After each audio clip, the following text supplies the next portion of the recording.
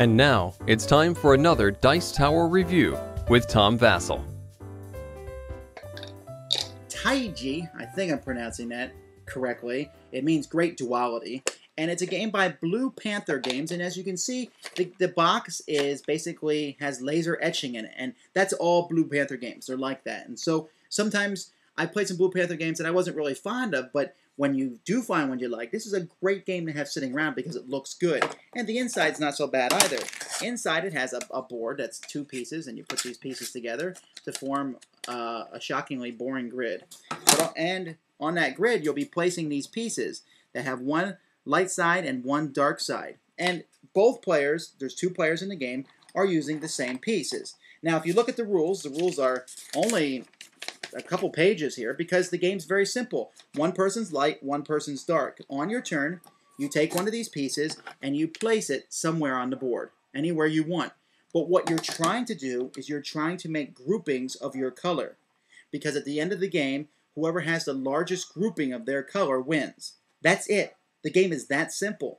But what makes the game interesting and fun for me is that every time you put a piece on a board, even if you're putting another piece here, let's say in this instance, I put this piece on top and I made my dark group larger, I've also made the other person's light group larger. So you're helping your opponent out with every piece you put down. And you're helping yourself out, but you have to help yourself more than your opponent. The game, it's an abstract strategy game. There's no theme. You know, I know the whole light versus dark thing. But it's an abstract strategy game, and there's lots and lots of these wooden pieces in the box, but they're all the same piece. It's very simple.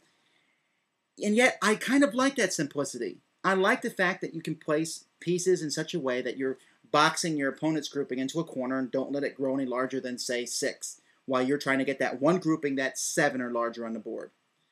It does tend to fizzle out. I would say 3/4 of the way through, you know who's won. There's really not going to be a question after that because you can't make the groupings bigger. So at that point, I would just call the game if I was playing someone else. But games take about 10, 15 minutes.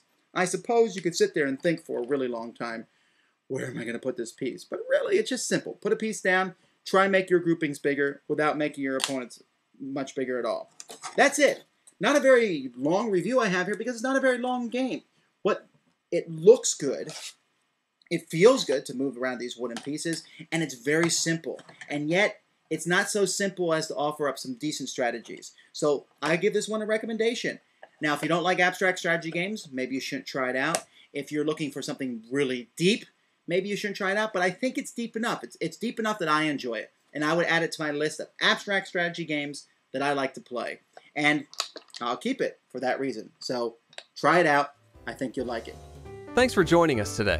For more written, audio, and video reviews, as well as the #1 board game podcast, check out the website at www.thedicetower.com.